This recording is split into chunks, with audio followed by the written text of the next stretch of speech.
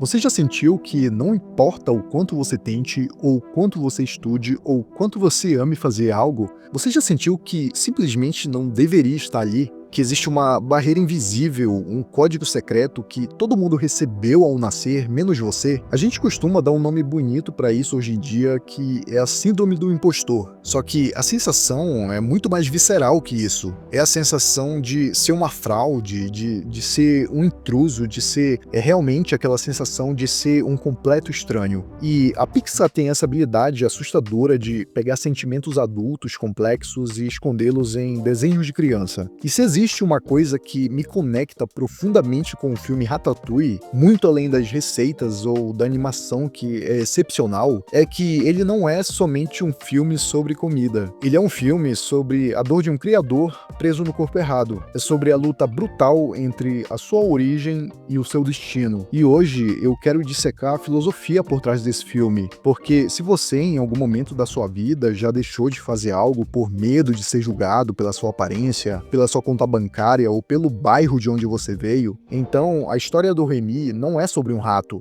ela é sobre você.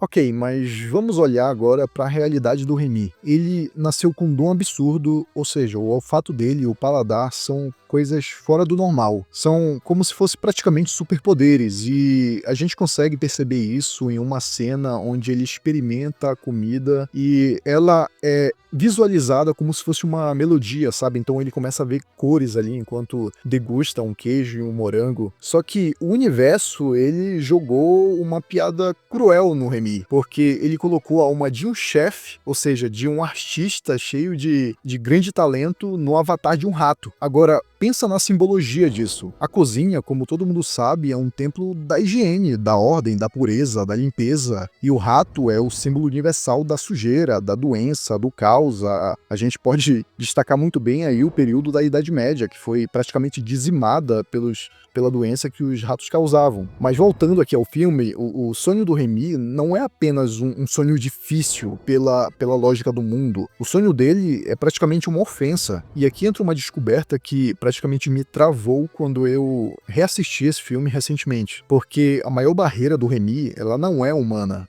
ela é familiar. Veja bem, o pai do Remy, o Django, ele não é o vilão da história. Eu acredito que ele seja algo muito mais perigoso. Ele é a voz do medo. E existe uma cena que é crucial para esse entendimento, que é o momento em que o pai descobre o talento do filho. E ele vê que o Remy tem esse olfato genial e o que ele faz, ele celebra, ele incentiva? Não, ele arranja um emprego pro filho e ele simplesmente coloca o Remy ali para cheirar lixo e detectar veneno. Agora, se vocês pararem para pensar na brutalidade de tudo isso, a animação mostra que o pai pega o dom divino da criação do filho e o transforma em uma ferramenta de mera sobrevivência. Tipo assim, Remy, não use isso pra criar arte, ok? Use isso pra gente não morrer. E quantos de nós não ouvimos essa mesma voz? Talvez não do seu pai, mas da sociedade, ou pior, da sua própria cabeça. Sabe aquela voz que diz, não arrisque, não tente ser um músico, não tente ser um escritor, não tente ser um ator, não tente ser um YouTube, use a sua inteligência pra passar num concurso, pra sobreviver, fique no lixo porque o lixo é seguro. E a analogia aqui é clara, o rato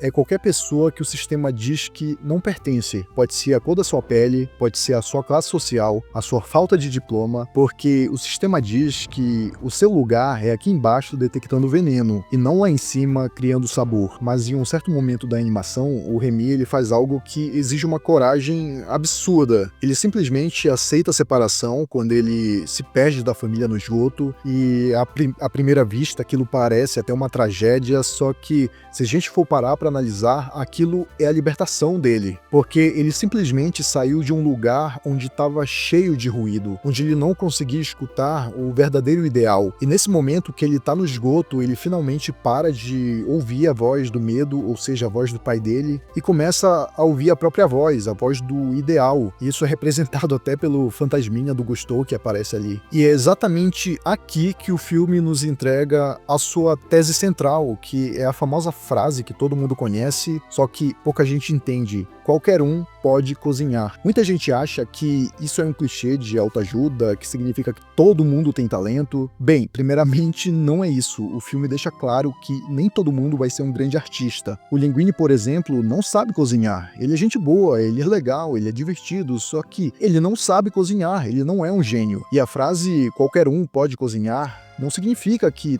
todos serão gênios. Significa que um gênio pode vir de qualquer lugar. Significa que a faísca da criação não respeita CEP, não respeita sobrenome, não respeita biologia. E o Remy precisa fazer uma aliança profana para provar tudo isso. Ele, de certa forma, consegue se unir ali ao Linguini, ou seja, o rato, que é o cérebro, que é a alma, controla o humano, que é o corpo, que é a ferramenta. E isso é a metáfora perfeita para a nossa luta interna, porque a gente precisa utilizar o nosso corpo, a nossa realidade material, que é muitas vezes desajeitada, assim como o Linguini, para manifestar a visão perfeita que a gente tem na nossa mente. E o auge de todo esse entendimento, ele culmina bem no confronto final ali da animação, porque esse confronto, ele não é contra o vilão que quer dominar o mundo, mas sim contra um crítico, que é o Anton Ego, ou Ego para muitos, que, como vocês sabem, tem todo a ver a questão do ego também em cima desse personagem. Só que o Ego, ele é o guardião de um portão. E eu enxergo ele como um sistema que diz, bem,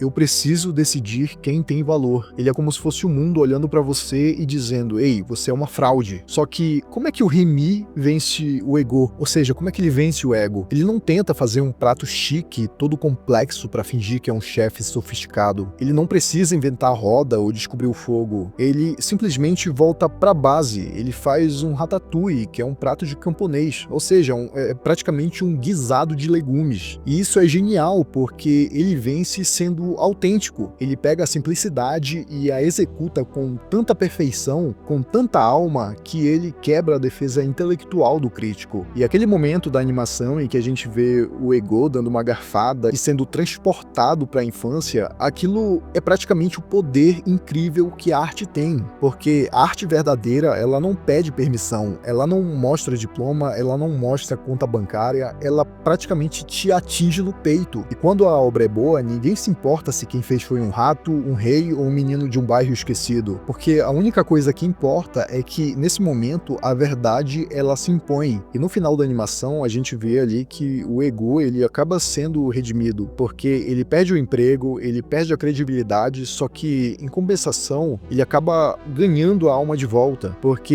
ele consegue entender a verdade. E a verdade é o seguinte, você pode estar se sentindo um impostor agora. Você pode achar que não tem o equipamento certo, que não tem o instrumento certo, que não tem a voz certa, que não tem a origem certa. Você pode até estar com medo de começar aquele canal, ou de escrever aquele livro, de mudar de carreira, porque uma voz na sua cabeça, de repente a voz do seu pai, de repente a voz da sociedade, diz que isso é perigoso, que você deve apenas sobreviver. Mas o manual do Remy é claro, a sua origem não é o seu destino. O que você é, seja um rato, seja um iniciante, seja um aprendiz, é apenas o ponto de partida. O que você faz é o que define quem você se torna. E eu te garanto que se um rato pode cozinhar em Paris, você mesmo que tá aí, você pode construir o que quiser, onde quiser, porque o verdadeiro impostor, a única fraude real é ter o talento de criar e escolher apenas sobreviver. Então, quer uma dica? Não faça isso. Vá pra cozinha e cozinhe.